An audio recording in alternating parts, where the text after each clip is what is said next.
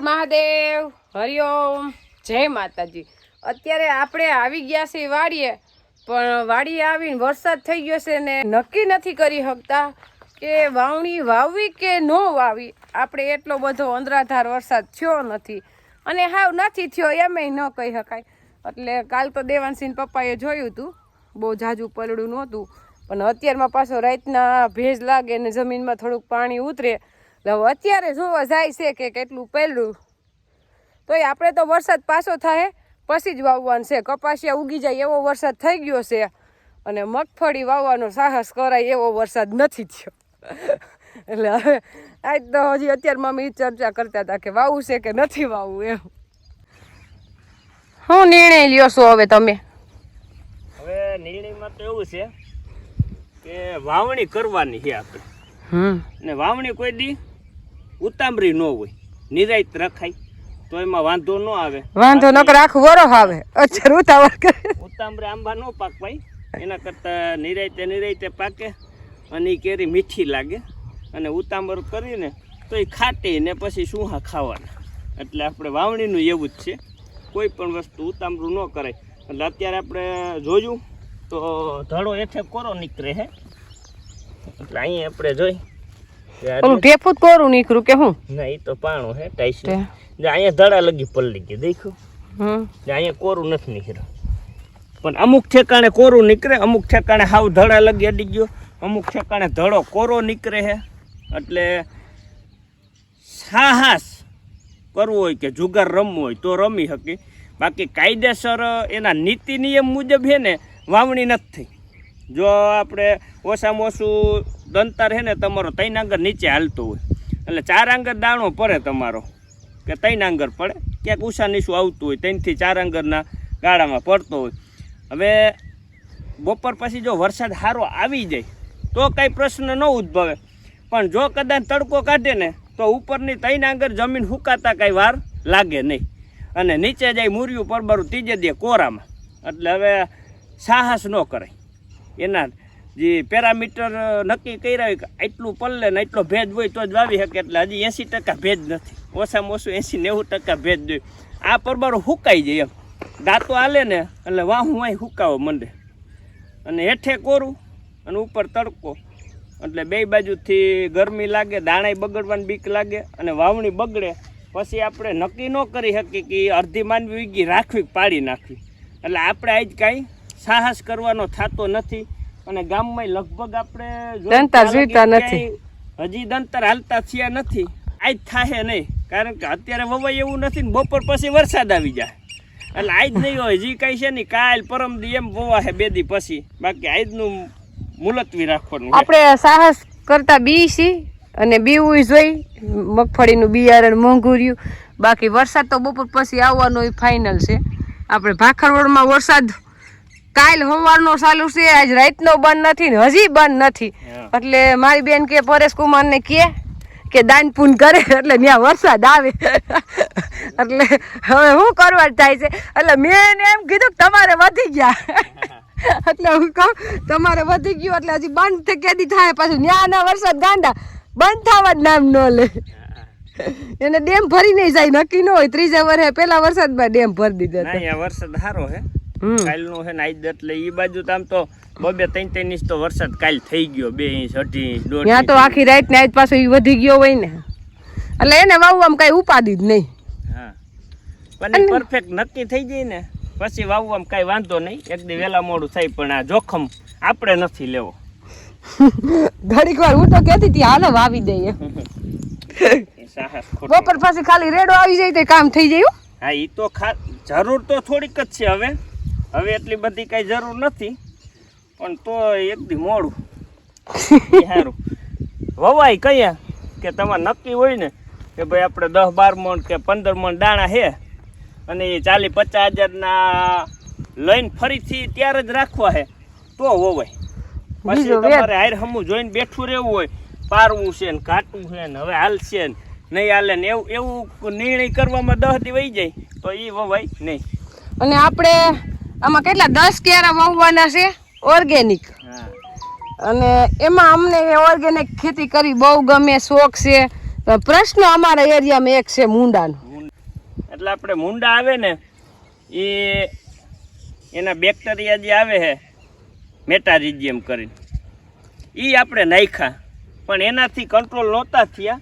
પણ તેમ છતાંય જો મુંડા કંટ્રોલ થાય એવું કાંઈ હોય તો આપણે જાણ કરે. તો આપણે મેન પ્રશ્ન મુંડાનો છે. જો મુંડા ન આવે ને મગફળીમાં, તો આપણે મગફળી વગર દવાની ખાતરની કરી શકીએ, કારણ કે આપણે દેશી ખાતર ટાઈસ ને ધૂળને ભરતા એટલે જમીન તો ફળદ્રુપ જ છે, પણ એક મુંડાને પોગાતું નથી. એટલે આ વર્ષે મોર વાવી હતી, મુંડા બધી મગફળી 4 વીઘાની ખાઈ ગયા હતા, 2 ગુણ માનવી નહોતી થઈ. એટલે આ વર્ષે પાછી 10 ક્યારેની ટ્રાય કરીશી, કારણ કે પ્રયત્નશીલ રહી તો ક્યારેક સફળતા મળશે. આ ભાગ હે ને આપણે જેવી જ વાવવી છે, એ આપણે નથી પોટ મારવો, નથી એમાં એનપી વાવ્યું, અને નથી બીજી કોઈ દવા નાખવી. એક આ મુંડાના બેક્ટેરિયા નાખશું. હા, ઈ ઓર્ગેનિક જ આવે ને. આપણે અચાનક જ પ્લાન થાય, ગમે ત્યાં જવાનું હોય, નક્કી ન હોય. વાડીએ જઈને પછી કઈક દઈશ પડે. એક તો વાડીએ ગયા એટલે હવે પ્રશ્ન લાદીનો છે, અને આપણે પછી ફ્રી નહીં હોય વાવણી વાવવામાં. એટલે આજે જ ફ્રી છે, તો દેવાનસિંહ પપ્પાને કીધું ઓલી નાદી નાખીને ઓલી નાદી નાખીને હજી કઈ નાખશું એ અમને ખબર નથી, તો જઈ નાખશું તઈ નક્કી થાય. એટલે આપણે લાદીમાં મેન પ્રશ્ન એ છે કે મોરબીમાં જે લાદી બને છે એ અનેક જાતની ઘણી પ્રકારની બને. એના કેટલા પ્રકાર હોય એ તો આપણે ન ખબર હોય, કારણ કે આપણો એ વિષય નથી. પણ મેન વસ્તુ તો શું છે કે એ લાદી જે મોરબીમાં બને એમાં કોઈ પણ વસ્તુ પડે ને તો એમાં તમારે ટોસા થઈ જાય અથવા ભાંગી જાય એવા પ્રશ્ન બને.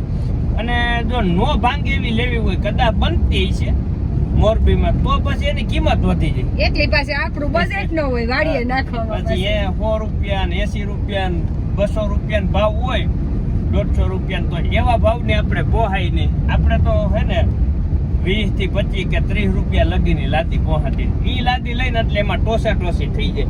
એટલે આપણે અત્યારે કાલાવડ જાય છે, ત્યાં જે માર્બલનો કટિંગ માલ નીકળતો હોય ને, એ એક હરખી ડિઝાઇન ન હોય, પણ અલગ અલગ ડિઝાઇન પડે, પણ એ આપણે જોવા જાય છે.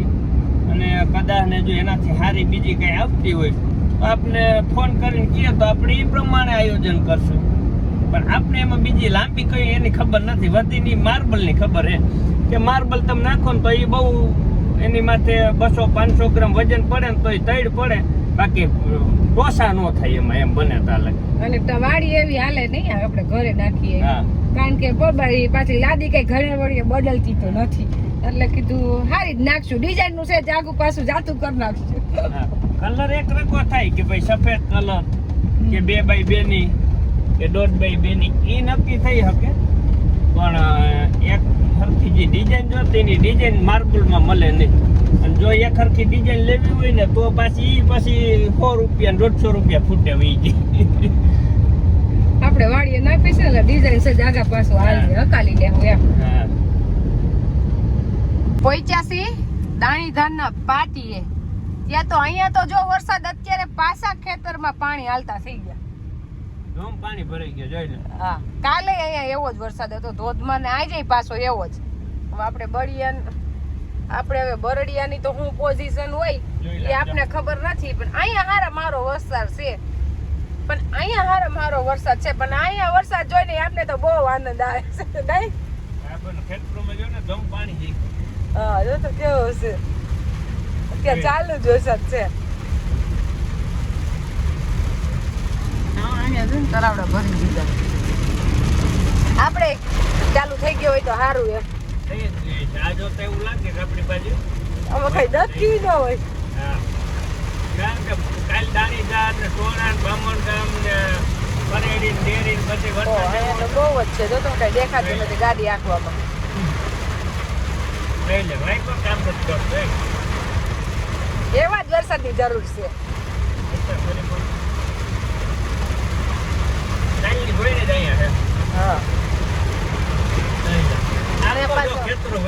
સવારમાં આજે 11 વાગ્યામાં ચાલુ થઈ ગયું. રોડમાં એટલું પાણી છે. હા, તો હોય ને. જો આપણે વરસાદી માહોલ થઈ ગયો હે, પણ વરસાદ નથી થયો એટલે ભજીયા તો આપણે તો ખાવાના જ છે, કારણ કે આપણે કુદરતમાંથી એટલો વિશ્વાસ છે કે વરસાદી માહોલ થયો છે ને તો હવે વરસાદ આવવામાં કઈ જાજી વાર નથી, કાંઈ જ રાઈતે અને કાંઈ દીનો, એટલે એની ખુશીમાં અગાઉ આપણે ભજીયા બનાવી નાખ્યા. એટલે આપણે લોઠી વાવણી નથી થઈ, બાકી વાવણી તો થઈ ગઈ છે. હા, એમાં ના નહીં આજે હવે વવાઈ એવું ફાઇનલ થઈ ગયું, કારણ કે કાલે આપણે વવાઈ એવું નહોતું, પણ આજ પાછો બપોર પછી વરસાદ ચાલુ રહ્યો ને એટલે આજ વાવણી થઈ ગઈ. હવે જમીન ધરાઈ તો ગઈ છે. એટલે ખોટા રોદડા ન રમે ને કુદરત કે આને કઈ દેવાની જરૂર નથી.